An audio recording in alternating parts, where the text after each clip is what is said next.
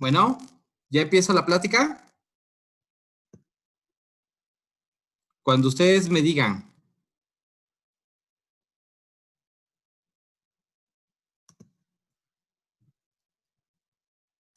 Ok.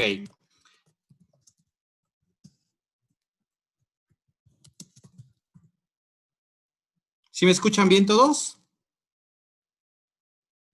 Sí, doctor, sí lo escuchamos. Vale, pues vamos a empezar. Bueno, pues la plática que voy a tratar del día de hoy, muy bien, va a ser de daño renal aguda, muy bien. El objetivo de esta plática es también enfocarlo a lo que estamos viendo ahorita de la pandemia de COVID, ¿de acuerdo? Lo que estamos viendo en el INER. Y pues el primer tema que vamos a ver es como es el de aquí, ¿ok? Bueno, como ustedes saben, coronavirus, la enfermedad por COVID, tiene una amplia variedad de síntomas y gravedad de la enfermedad. El órgano más comúnmente alterado ahorita es el pulmón, pero estamos viendo una gran cantidad de fallas orgánicas reportadas en la terapia intensiva. Puede ser por la infección directa del virus en las células a varios órganos, con falla orgánica múltiple, también puede ser por todos estos mecanismos de choque que pueden presentarse, cardiogénico, distributivo, incluso sepsis y superinfecciones, también pueden estarse presentes y un estado hipercoagulable que estamos viendo a varios niveles en estos momentos. Esta es la epidemiología de daño renal agudo en pacientes críticamente enfermos antes de la era COVID, en los pacientes que tienen SIRA y AKI. Vean cómo esta interrelación, tener SIRA y AKI es muy frecuente, hasta el 42.3% de la gente puede tener este problema. Obviamente, a un SIRA más grave, ¿de acuerdo? Vemos que la probabilidad de desarrollar aquí es mayor. Vean cómo, por ejemplo, un SIRA leve, el OR es 2.42, el moderado 2.22 y en graves un OR de 2.58. O sea, que el riesgo es fuertemente relacionado. Muy bien. Vemos cómo el SIRA, cuando se presenta junto con AKI, incrementa de manera sustancial la mortalidad. 42% versus 20%. Entonces, esos dos puntos son de alta mortalidad. Nosotros antes de la época de COVID, ya habíamos estudiado perfectamente bien acerca de qué es lo que pasa en los pacientes con SIRA, como los que vemos nosotros en el INER, algo que nosotros vemos comúnmente. Estamos lo que ya estamos como acostumbrados a ver estas alteraciones. Esto resume mucho lo que publicamos como en el 2018, en el cual vimos pacientes que tenían SIRA moderado y SIRA grave, y vimos cómo los pacientes, un gran porcentaje desarrollan AKI. Muy bien. Los factores en esa época que asociamos con AKI en pacientes con influenza, vemos que un paciente que usa nefrotóxicos tiene más riesgo de desarrollar AKI, o que tiene un PIB arriba de 10 también es un factor de riesgo para AKI, o estar sobrecargado de líquidos también fue factor de riesgo, y factores asociados a mortalidad, principalmente estamos como la edad, el índice de severidad de la neumonía y la sobrecarga de líquidos son factores que relacionamos a mortalidad. Vean cómo los otros, cuando vemos a los pacientes que tienen AKI y no AKI, vemos cómo los pacientes, bueno, ¿me escuchan? Vemos cómo los pacientes que se sobrecargan más, ¿de acuerdo?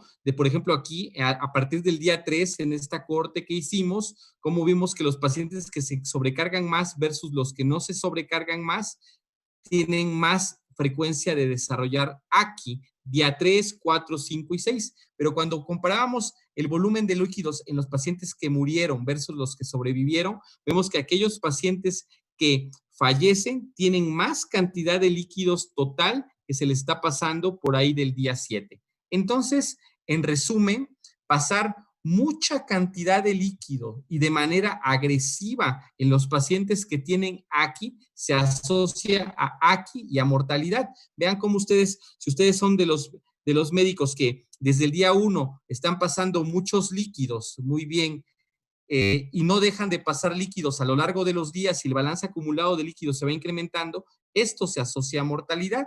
En cambio, los pacientes que sobreviven y no tienen AKI, generalmente reaniman de líquidos y después ya dejan de pasar agua de manera agresiva. Muy bien. Entonces, en nuestra corte, a lo que pudimos revisar al final, que aquellos pacientes que sobreviven y no desarrollan aquí, les meten menos líquido que aquellos pacientes que sobreviven, que tienen un desenlace de daño renal agudo.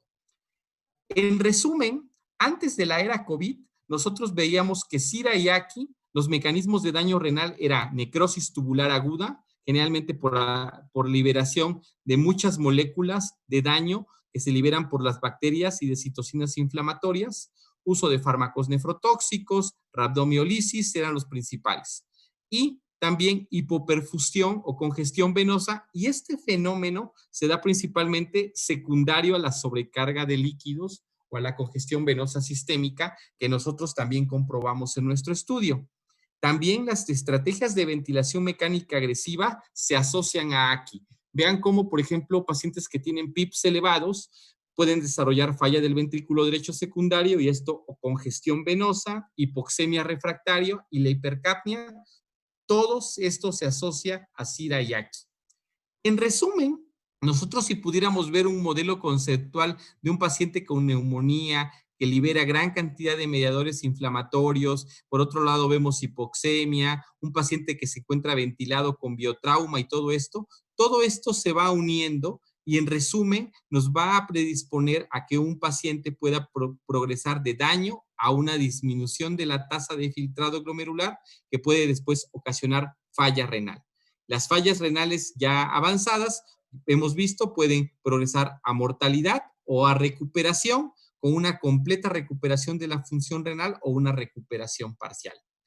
Vamos a enfocar ahorita un poco el tema al COVID.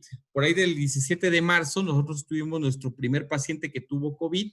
Muy bien, este fue así como se presentó este caso clínico, que fue el primero que tuvimos como interconsulta. Tuvo fiebre, tenía una semana con fiebre, tos, disnea, llegó con estos signos vitales, ustedes lo intubaron y nos lo presentaron con esta ventilación mecánica, con estos leucocitos, con este valor de procalcitonina, esta creatinina y este boom.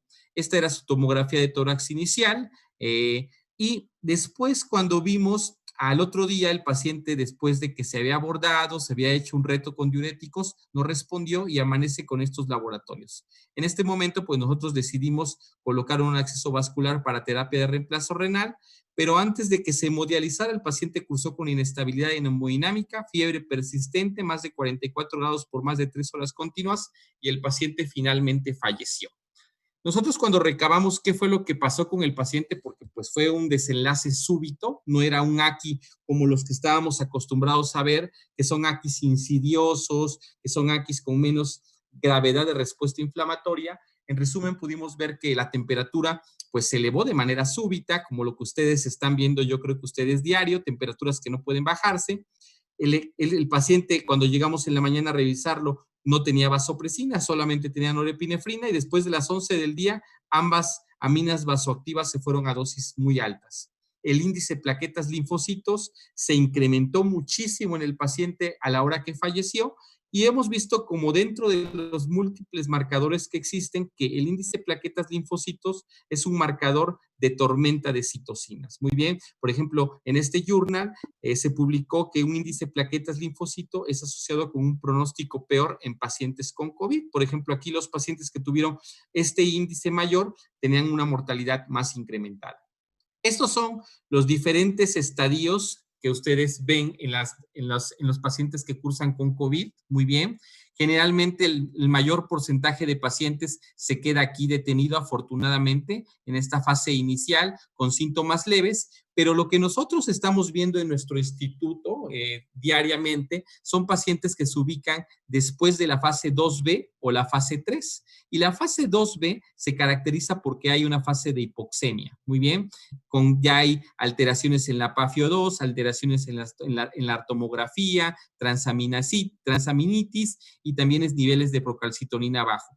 Y aquí vemos una fase de respuesta viral y una fase de respuesta inflamatoria del huésped y hasta ahorita es muy difícil poder decir el virus está mucho atacando el pulmón o es la contrarregulación exagerada de la respuesta inflamatoria, y lo mismo que ustedes están viendo en el pulmón, y ustedes están discutiéndose a diario que si es el virus o es la fase de respuesta inflamatoria exagerada lo que está ocurriendo con un daño a este órgano, es lo mismo que está pasando en otros órganos. De hecho, el SIRA puede asociarse con falla de otros órganos como falla cardíaca, falla renal y obviamente con todas estas elevaciones de biomarcadores que ustedes ya bien conocen.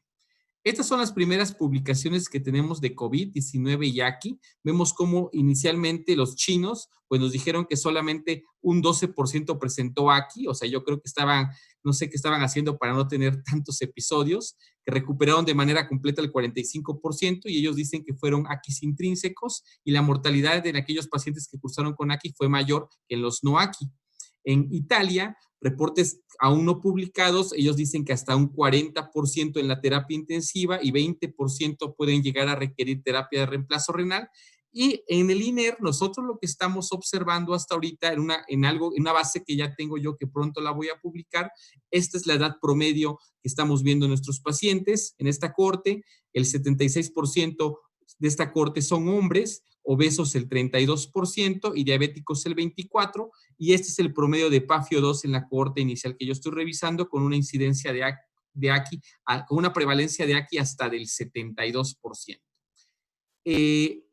Otro desenlace que nosotros vemos es que, por ejemplo, AQD, muy bien, que es diálisis, muchos pacientes en otros países lo que están viendo es que los pacientes que requieren terapia de reemplazo renal no están recuperándose de manera completa. Hasta ahorita tenemos pocos registros y reportes anecdóticos, pero va a ser muy importante que veamos cuál va a ser la evolución final de todos los pacientes. Desde el inicio de la pandemia, así como se ha estudiado el pulmón, se ha estudiado en varios puntos la función renal. Muy bien, aquí de hecho ustedes pueden ver cómo tener proteinuria se asocia con un OR más incrementado de mortalidad, hematuria también desde el examen general de orina, pero lo que más llama la atención es que cuando un paciente desarrolla ACI, la mortalidad se va súper alta cuando lo comparamos con los pacientes que no cursan con ACI. Esto es lo que vemos en las cortes iniciales publicadas en China. ¿Qué estamos viendo en general en SIRA y AQI en pacientes con COVID-19? Hay otros mecanismos nuevos de daño renal, aparte de los que ya conocíamos, por ejemplo, hasta antes de la influenza. Pues, por ejemplo, hasta ahorita se han publicado involucros glomerulares, o sea, con un daño glomerular directo, con colapso glomerular, con unas glomerulopatías colapsantes. Se ha demostrado que el virus se replica dentro de las células tubulares renales y principalmente tiene tropismo por el túbulo proximal, y esto es debido a que ahí es donde se encuentra es el lugar número 2 en cantidad de receptores de angiotensina número 2, y también vemos mayor frecuencia de rhabdomiolisis en nuestros pacientes. Otro mecanismo que se está discutiendo mucho es el famosísimo, la tormenta de citocinas o la sobreexpresión de citocinas. Por ejemplo, en este estudio que también se publicó recientemente de 48 pacientes de COVID-19 en Wuhan, China, vieron, por ejemplo, cómo se expresaba el RNA del virus en sangre, muy bien, y vieron la expresión de este virus en pacientes que tenían enfermedad moderada, grave o críticamente enfermos. Los críticamente enfermos eran aquellos que estaban con ventilación mecánica, choque o falla algún órgano. Y cuando vemos cómo se expresa el virus en la sangre, o sea, RNAemia, vemos que el RNA del virus solamente se encuentra positivo solo en los críticamente enfermos, tanto la expresión de la PCR para el núcleo como la PCR para ORFB. Y cuando vemos los pacientes que sí tienen solamente positividad del virus en el RNA en sangre, vemos que los niveles de interleucina 6 están más incrementados en este grupo de pacientes, y también vemos que en los pacientes críticamente enfermos el nivel de interleucina 6 es más incrementado que en los pacientes leves o graves. Tener positivo el RNA del virus se ha asociado a desenlaces como cardíacos, como elevación de troponinas, elevación de biomarcadores de la función renal como la creatinina o el nitrógeno de urea. Este es una tabla que nos resume el curso clínico de los pacientes que cursan con COVID-19. Este es una de las primeras publicaciones de Lancet, en la cual divide en los que sobreviven y los que no sobreviven. Y vean cómo los que no sobreviven desarrollaron hasta el 50% de los pacientes aquí. En esta primera cohorte, todos los pacientes que sobrevivieron, ninguno presentó aquí. Solo los pacientes que no sobrevivieron tuvieron el 50% de los casos aquí. Pero ¿Cómo le bajo el volumen? Pero vean cómo por ahí del día 15, que es cuando se presenta el daño renal agudo, casi coincide cuando ustedes empiezan la ventilación mecánica. En esta corte, por ejemplo, empezaba la ventilación mecánica por ahí del día 15 y casi coincidía con el inicio de daño renal agudo. Es por eso que vemos muy frecuentemente que cuando llegan nuestros pacientes, que generalmente nuestros pacientes llegan aquí como por el día 12, ya tienen SIRA, muy bien, y poco después les cae el tubo, o ya llegan para tubo, y el AQI se desarrolla casi de manera inmediata. Muy bien, en esta cohorte de pacientes que fallecieron, el AQI estuvo presente, se sobreinfectaron, y bueno, fallecieron una gran cantidad. ¿Cómo vamos a hacer el diagnóstico de aquí en COVID? ¿Ha cambiado algo o tenemos cosas nuevas de daño renal agudo en COVID? ¿Han cambiado los criterios? Pues no. Hasta ahorita no hay ninguna diferencia y debemos de seguir utilizando los criterios de AQI y KDIGO que se basan en creatinina sérica y volumen urinario. Hemos visto sedimentos urinarios que son altamente variables y esto posiblemente nos habla de múltiples mecanismos de AQI, involucro glomerular, involucro tubular, como factores de riesgo. Hemos visto también que manipular orina no es complicado, el virus no se replica en la orina, ¿de acuerdo? Ni es un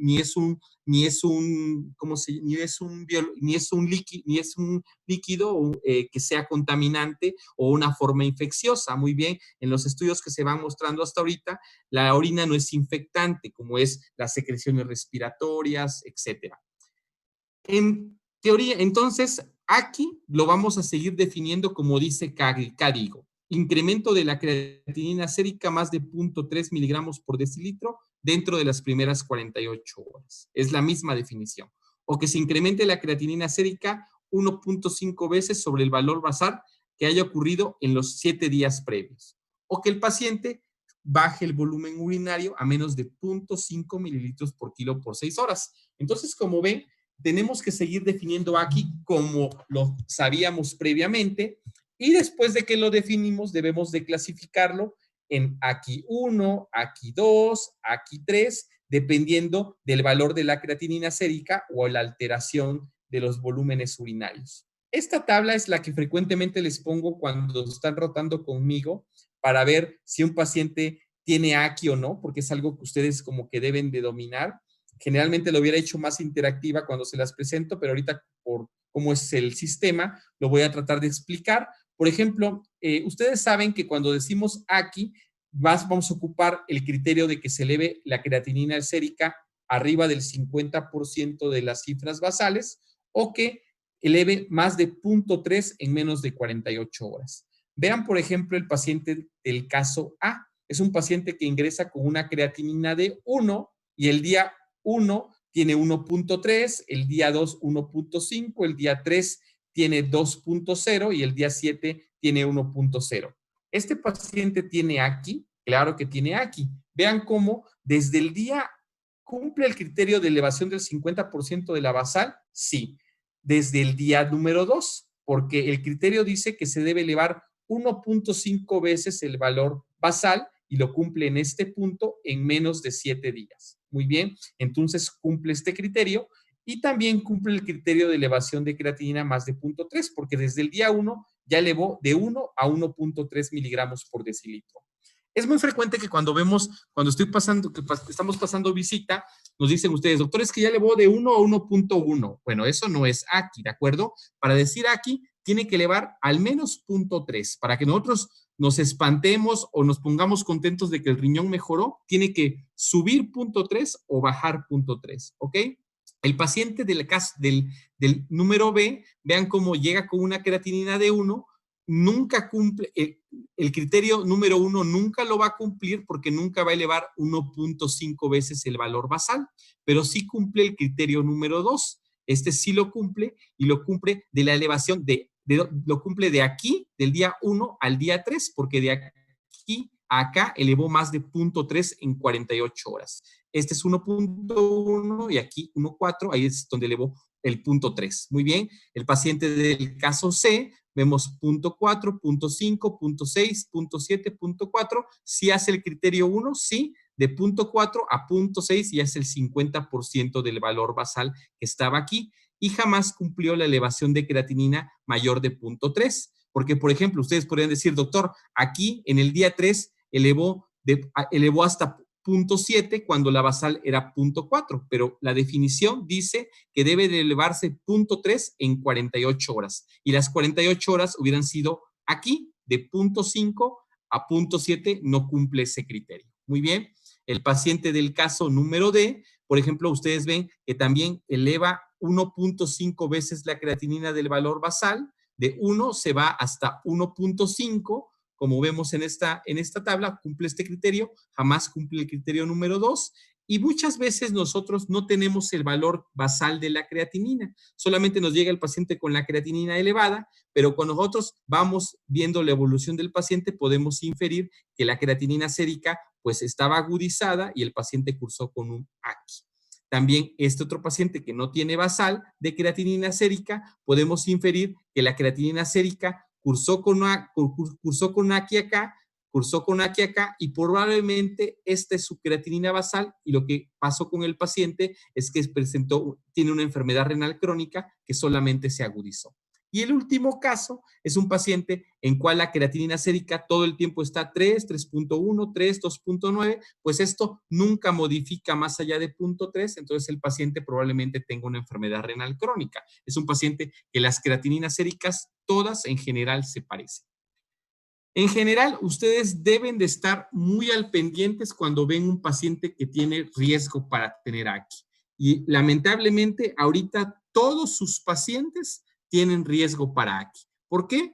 Todos los pacientes pueden estar con riesgo incrementada porque pueden tener elevación de varios biomarcadores incluso antes de que se eleve la creatinina sérica. Cuando ustedes ven que la creatinina sérica se elevó, o sea que la tasa de filtrado glomerular cayó, ustedes están parados en este punto. Muy bien.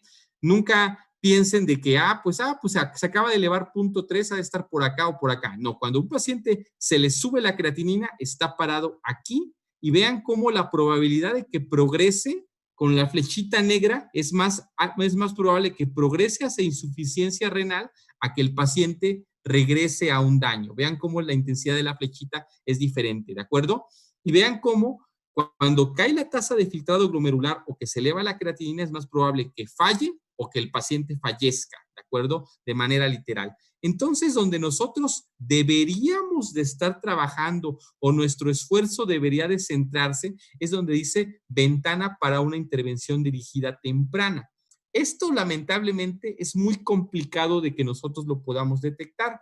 Existen diversos biomarcadores que dicen que son muy útiles para predecir esta etapa, con diferentes áreas bajo la curva para predecir que va un paciente a progresar, pero hasta ahorita es muy complicado tener los biomarcadores. Lo que más nosotros nos podemos acercar a eso es tener mejor los scores del sedimento urinario o, lo que es más valioso todavía, aún el reto con el diurético con furosemida, que ahorita lo vamos a revisar. Entonces, ustedes pueden tener, cuando ustedes caen la tasa de filtrado glomerular, inmediatamente deben definir el grado de AQI en base a la creatinina o el volumen urinario. Hasta ahorita, ¿qué estamos haciendo en COVID? Muy bien. Bueno, pues estamos tratando de vigilar de manera estrecha en pacientes que se encuentran aquí críticamente enfermos para detectar AQIs tempranos, evitar el uso de nefrotóxicos, soporte nutricio, estrategias de ventilación mecánica, retornar rápido a la euvolemia. Eso es muy importante. En los diferentes webinars que se han dado hasta ahorita, En ninguno dice que al paciente hay que sobrecargarlo, porque ya luego empieza uno a escuchar, no, que este paciente mejor hay que tenerlo un poquito más sobrecargado. No, no tener un paciente sobrecargado es otro factor que se agrega a que el paciente pueda hacer AQI. O sea, la hipervolemia es mala y si eso le agregamos la tormenta de citocinas, es muy malo. La prueba de furosemida con estrés es de gran valor pronóstico. Muy bien. Afortunadamente ustedes ya, sus R's mayores, ya que han rotado en nefro, etcétera, rápido saben que hay que retar a un paciente y esto confiere un gran valor pronóstico a los pacientes porque vamos a saber rápidamente hacia dónde se dirige. Y hasta ahorita, iniciar terapia de reemplazo renal o no iniciar terapia de reemplazo renal, hasta ahorita estamos siguiendo la misma línea. Va a depender de la demanda y de la capacidad del riñón. Si un riñón está funcionando normalmente, o sea, puede cumplir las demandas de la enfermedad que está ocurriendo, puede hacerse cargo de la carga de solutos o se puede hacer cargo del volumen de líquidos. Si está en este punto, si la capacidad del riñón es apropiada, pues podemos mantenerlo. Pero si el paciente, la demanda es sobrepasada en un riñón que ya se encuentra la función renal reducida, es el momento de iniciar terapia de reemplazo renal. ¿De acuerdo?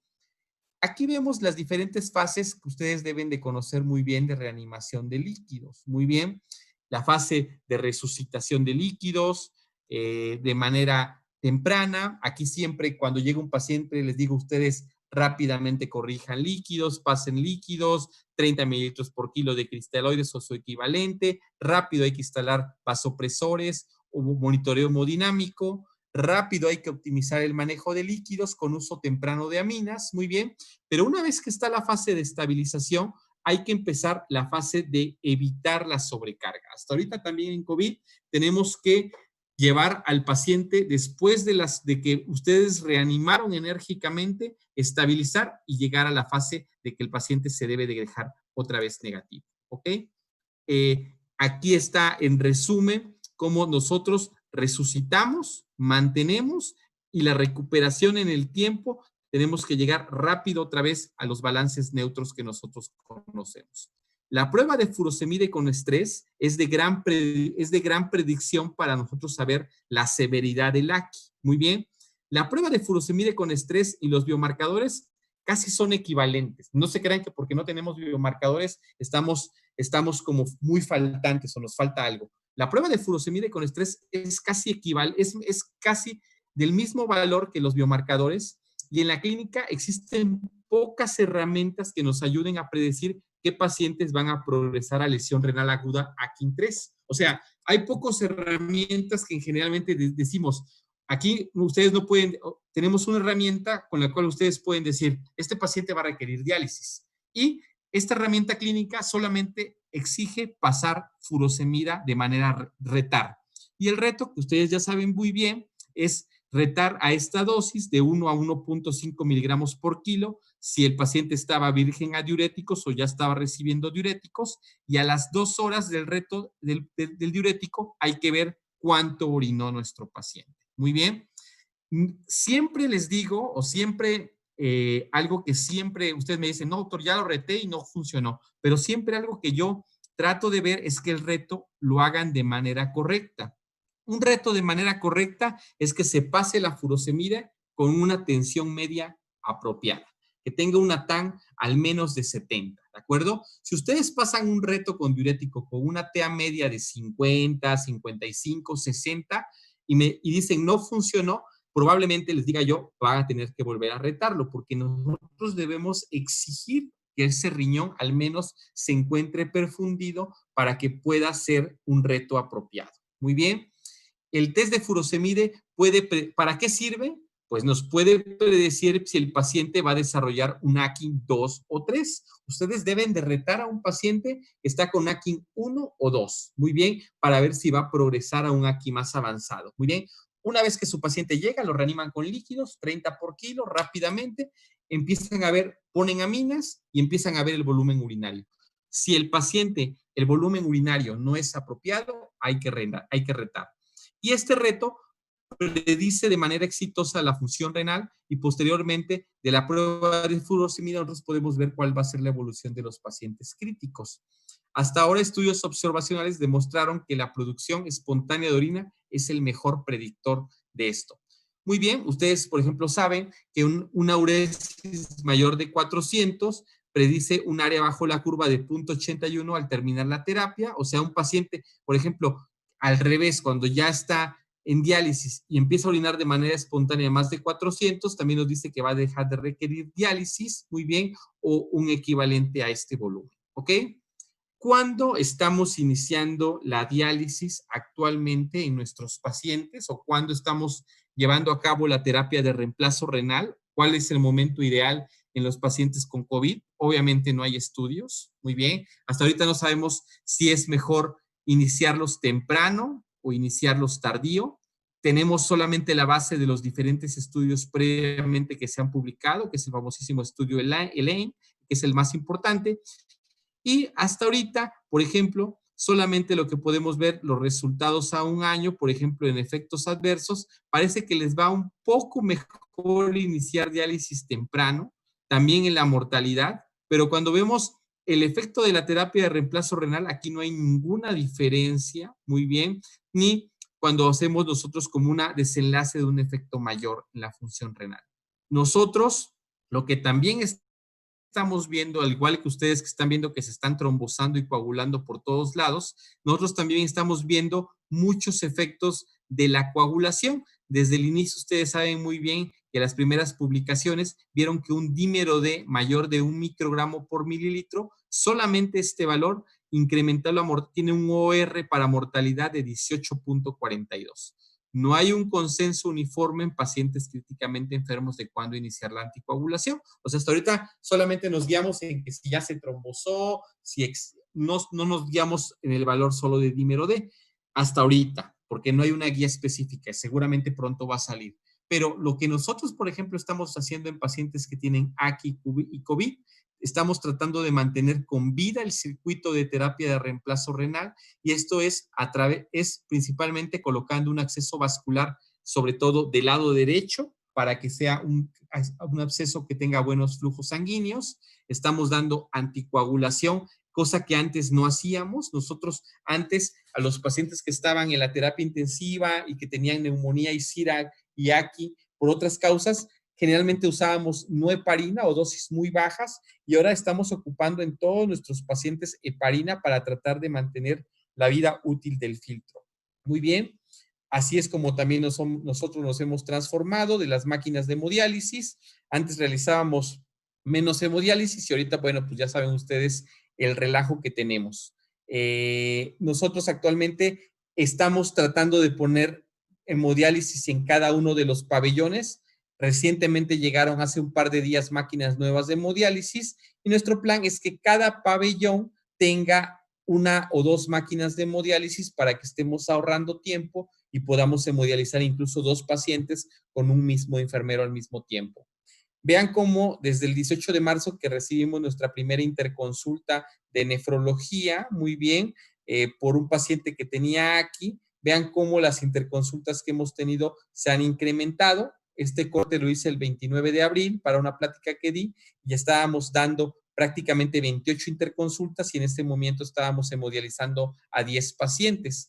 Actualmente estamos hemodializando promedio 8 pacientes y tenemos 16 pacientes que tienen un Majorcar adentro, ¿de acuerdo? Y esto pues va de la mano directamente de que ustedes pues están intubando más pacientes, ¿no? O sea, tenemos más pacientes intubados y obviamente pues tenemos más AKIs y más pacientes en terapia sustitutiva. Muy bien, esto es como una charla que di, ¿de acuerdo? Pero esto es lo que estamos viendo hasta ahorita en pacientes que tienen AKI y COVID, ¿de acuerdo? No sé si tienen alguna pregunta que me hagan, ¿de acuerdo?